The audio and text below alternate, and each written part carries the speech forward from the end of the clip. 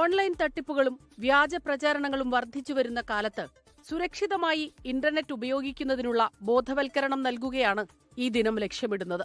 നിർമ്മിത ബുദ്ധിയുടെ ഉപയോഗം വ്യാപകമായ പശ്ചാത്തലത്തിൽ ഉത്തരവാദിത്തത്തോടെ AI ഉപയോഗിക്കുന്നതിനെക്കുറിച്ചുള്ള പഠനങ്ങളും മാറിയ കാലത്തിന്റെ ആവശ്യമാണ്.